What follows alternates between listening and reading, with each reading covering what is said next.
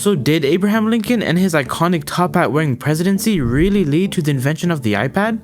I mean, technically, yeah, there is a direct connection. Now look, I know what you're thinking. Lincoln died in 1865 and Steve Jobs didn't release the iPad until 2010. They missed each other by almost a century and a half. But just wait, you'll see how one thing led to another and how even the Cold War was involved.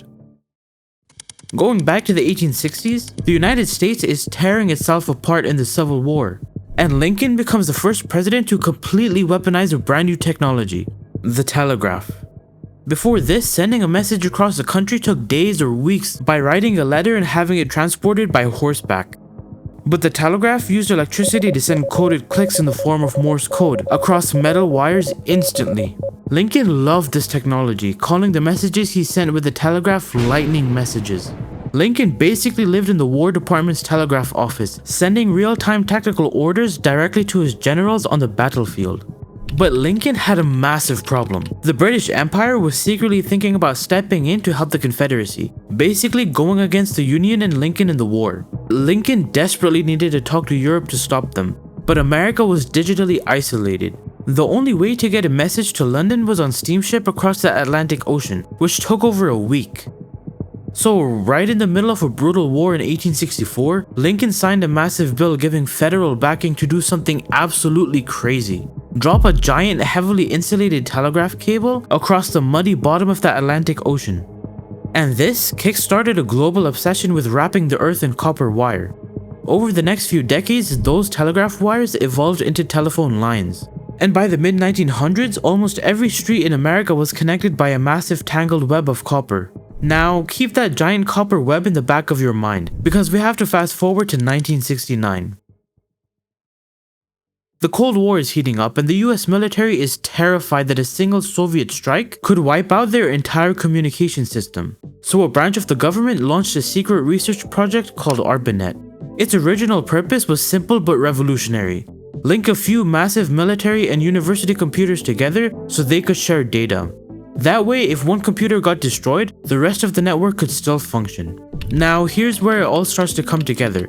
The scientists building ARPANET were geniuses, but they didn't have the budget to dig up the entire planet and lay down brand new dedicated computer wires. Instead, they looked out the window at that massive web of copper lines that had been expanding ever since Lincoln's telegraph boom. Think of it like this, the copper wire grid was a massive highway system already built across the country. ARPANET was just a brand new type of traffic driving on it. Because that physical highway already existed, ARPANET grew rapidly. Eventually, this military network expanded, went public, and evolved into what we call the internet. ARPANET was the literal blueprint and predecessor to the web you're using to watch this video right now. Once the internet existed, computers went from boring military calculators to essential everyday tools. In 1976, Steve Jobs and Steve Wozniak founded Apple, releasing the Apple I that year, and later in 1984 releasing the iconic Macintosh. The growth and expansion of the internet throughout the 80s and 90s saw immense growth for Apple, and eventually Apple's success with computers led to more innovation. In 2001, the first iPod release was a great success. In 2007, they introduced the iPhone, a revolutionary device that combined a phone, camera, music player, and internet browser all in one.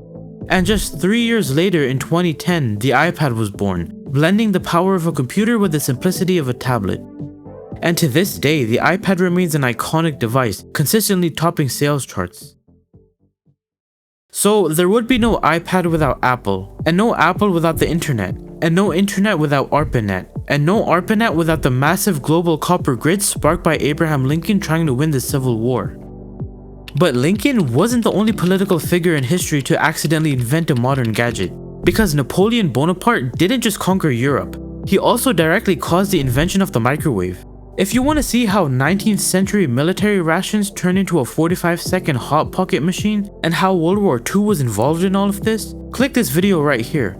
And if you want to discover more insane ways history is completely connected, hit that subscribe button. Thank you guys so much for watching, and remember, at the end of the day, it's all connected.